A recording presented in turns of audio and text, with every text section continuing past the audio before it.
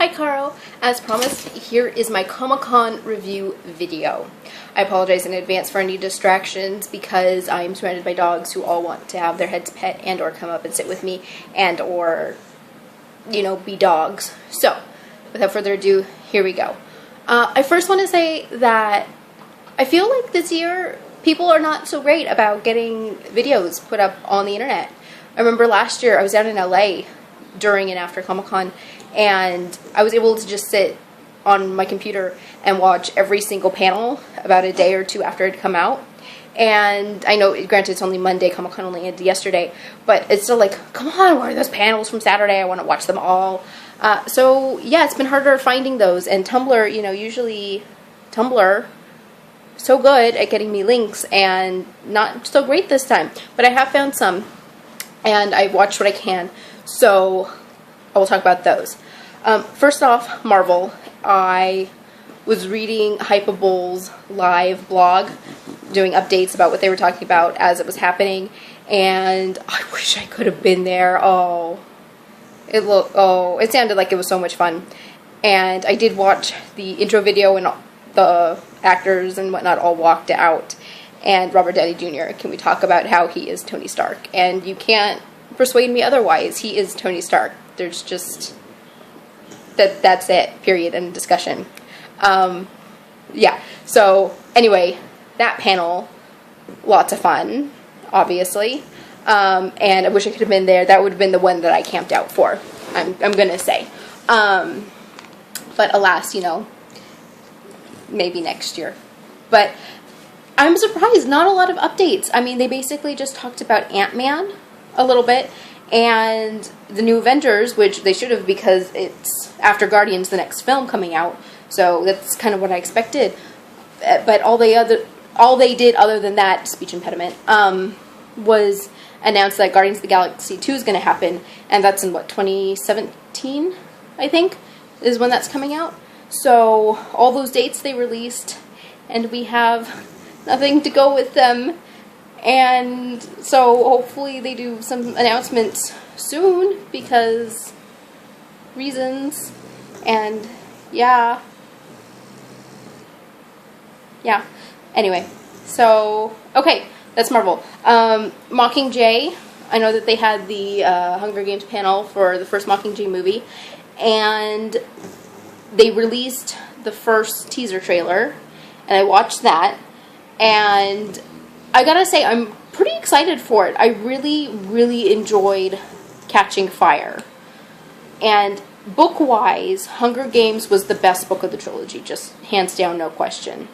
And after that, the quality of the books deteriorated. And now they're splitting the third book into 2 movies, because ever since Harry Potter, that's the thing to do.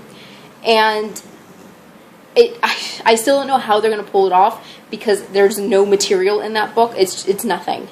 There's nothing that could, you know, be used as an excuse to have that be 2 movies. However, that's what they're doing. Can't do anything about it. So, but based on the trailer and based off of the promotional material that's already started to come out, because I gotta say, promotional material-wise, they've always been really good for all of their films. It's always been super intriguing and interesting and very original. So we'll see. We'll just have to see. I really did like Catching Fire, the film. So maybe they'll pull it off, and maybe it'll be okay. Maybe it'll be better than the book. And that at this point, that's basically the only good direction they could go, is be better than the book and pull off 2 movies somehow. The Hobbit, obviously.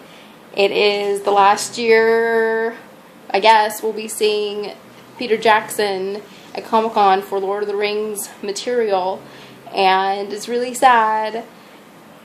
And I did get to watch that full panel, and it was really good. I wish I could have been there.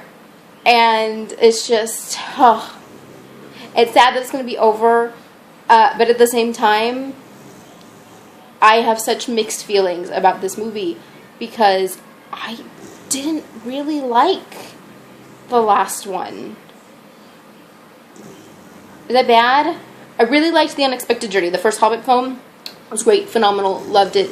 And the second one, Desolation of Smaug, I didn't feel it. It just, it didn't do it for me.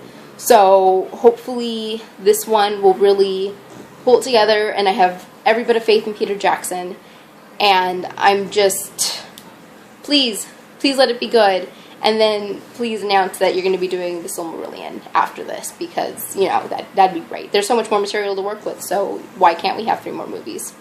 I don't know.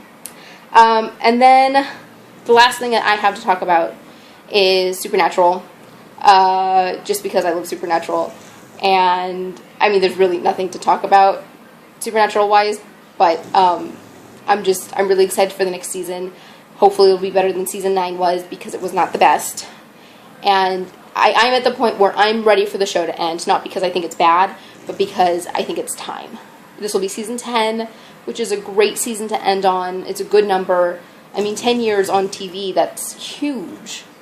Especially for a show that died and was sent to the death slot and still managed to come back and be put back into primetime television slots. So I think they need to end while they still have good viewership and whatnot, and the potential plot for this upcoming season is a good one. I mean, we don't know anything except for, you know, what the spoiler, you know, the whole Demon Dean thing, so we'll see. We'll see what happens. But I'm excited for it. And we'll see. We'll see if they're back next year at Comic-Con. We'll see if there's another season. We don't know. And then other than that, the only other one I really watched was the Agents of S.H.I.E.L.D. panel. I don't know if you were watching that show or not.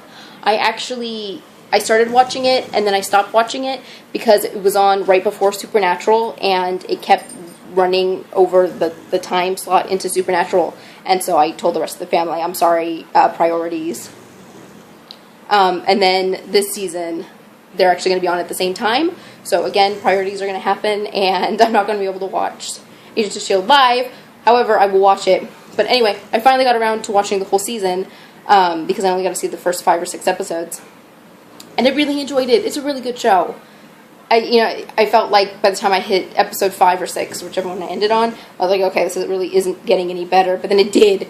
And so I'm glad I went back and rewatched it, and I'm super excited. And the way that they have pulled in the plot lines from the films and then incorporated them, it's really, really a part of the Marvel universe. And so you can go without it, but it's so much better when you know what's kind of happening on the sidelines.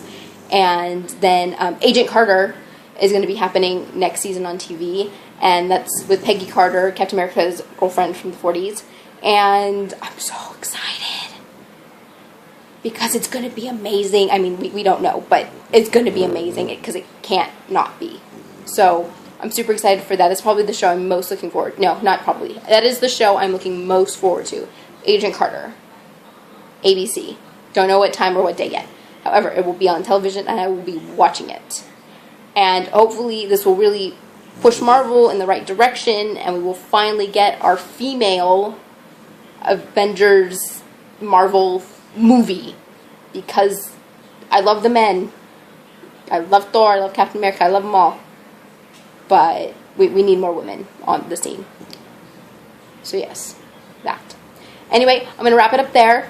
And let me know what you thought. So what are you most excited for? What are your thoughts? And I can go ahead and respond to you again. But that's it for me. So I will see you in the next one. Bye.